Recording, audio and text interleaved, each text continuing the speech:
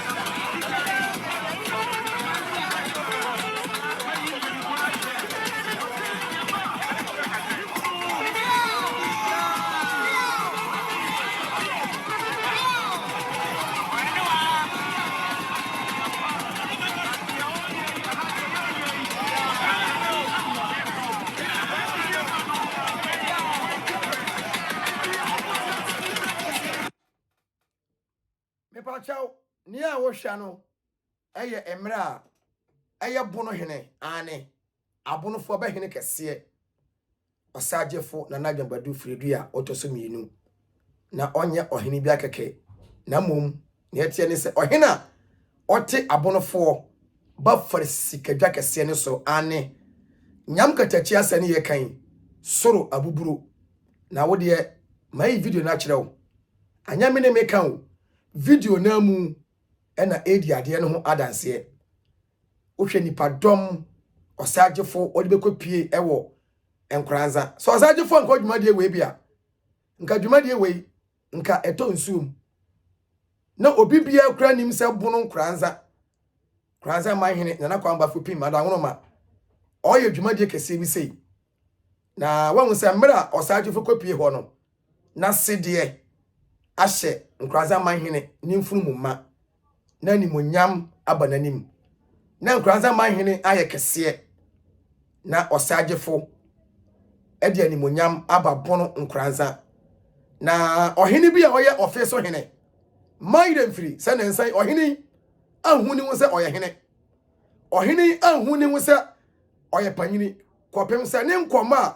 obedi ni wo media no so no se wanko panimfo nyini anhwa a wo hu se oye panyini ofeso hene okọ hobi na oti na obreye pa ne ho kiri ne ye ohuna mane ansa ne otimi chia osagefo na mena osagefo kopie Nkranza no sama yi video na kirewo wa mu ohun ne na ekoso video ni bi mesane amwa hwe another video su bi a ene de ano ohye paye na soro abuburo eye osagefo ane ofiri soro ne baaye ntini abonofo ye frɛ ne sɛ ɔyɛ soro abuburo efisɛ ɔyɛ abonofo nyinaa be wa wiase nyinaa ɔmo hene kɛse ye di nkomoyi osagefo ye the king of bono aya bewo wiase afana ha nyinaa na ofeso mahene wabre yie ansa na otimi chia osagefo ba bia wadwene ba yesa osagefo ontimi nko no saade ne aye ne mre yewura saa na otie na mra yewura kopie nwo enkranza no ene de dwamfo ma nyina betutu bestum drivers abo nkranza nyina obi apake ne car a schoolfo akuafo be womfo ma be ye adwuma nyina la carpenter fo abete soro ebodan so masonfo a be ye adwuma bete se soro abuburo nyam katachi osagefo abepiem wo nkranza obehye ni nua nkranza manhene na kwamba fo pim otoso 9 animonyam no adwuma nyina krosu ye traffic echiye na ani wantimi hwe na asonso ntimi ntie efise na nkranza kuro no ani antane efise bono hene the king of bono ane osagefo aba nkranza ebechia ni nua na kwamba fo pim kopem se omumienu nyina no omote akomdwa kese a ye fre ne bangoma osagefo te bangoma so na nkranza hene te bangoma so na ni nua ne prekope tani bia ni omuntam na ahemafo omo wan nkranza ani dane ye ahenkwafo ani dane ye ni nkranza kuro no adana butu efise sura buburo aba nyame ne meka ho video ni eka motion pictures ni eka hwekakra mame hwekakra bi mame wai ketua bi hweketua bi mame na fi meme wrap up emma ane Eya chemfoti bamusha sabre na radom ahene aba bedru nkranza na sabre okwa akochia ofenso mahene eni na radom mahene bia na bia sia bedru nkranza okochia eye ofenso mahene na yehwe odra do mahene eni ofenso mahene dana bi wa bra enne nkranza mahene ni o mahene ma eyi omo ho akire nkranza man hono man asanteman ni Ghana man nyina ejenne na radom ahene aba asanteman ni hono man ededro abodom Nina ye Franza mahene tumadie ene de sabe aba sabe oncha nana ofenso ne sabe na no mahene ai owo goni ni die ade mana na no ke ogua ne oni die ode echi nana ofenso mahene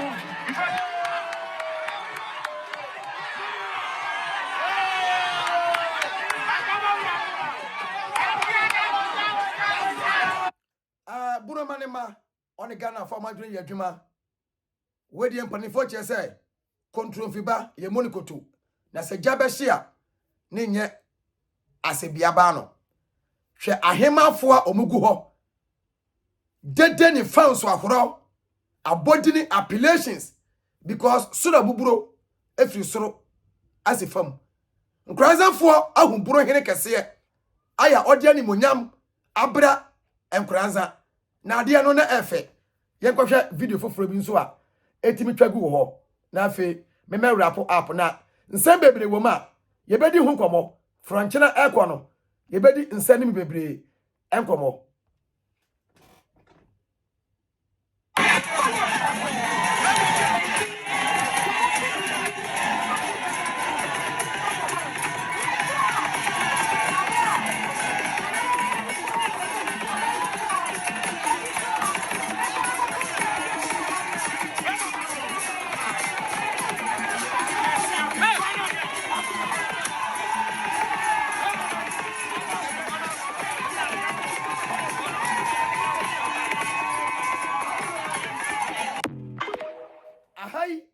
mra soro abuburo osagefo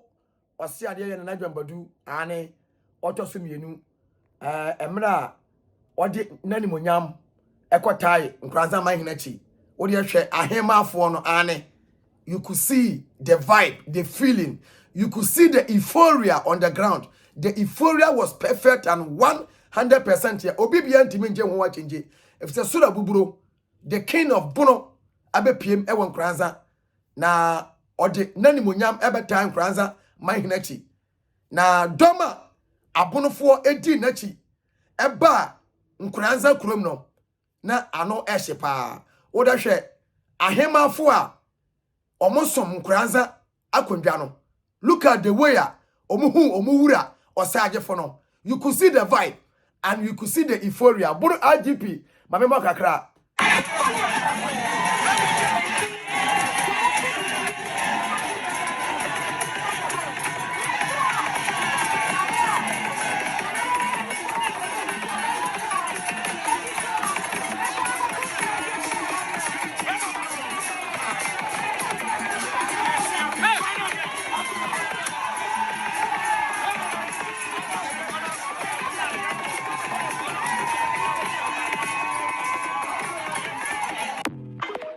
Yes, one thing about Osagefo say.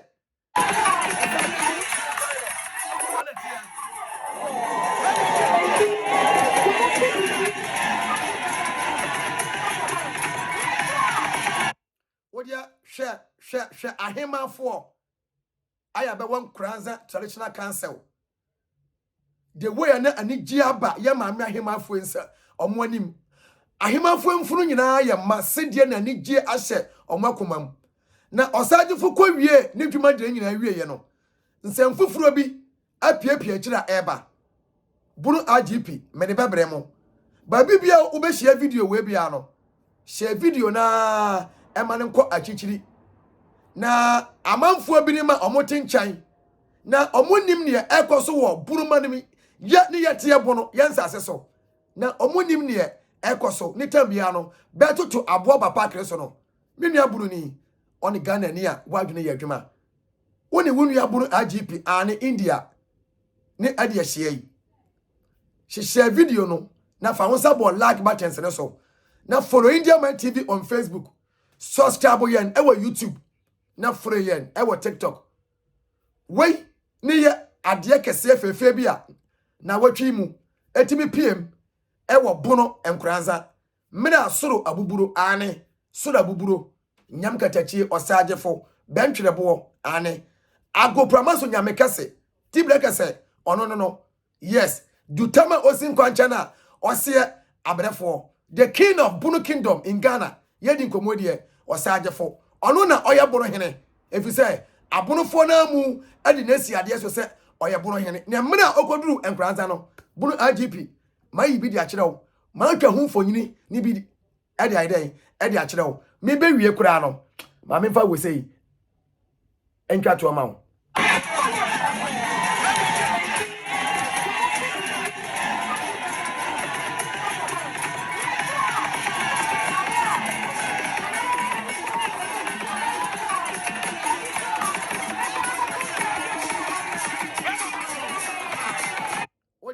Yana nanom ahemafo no what you say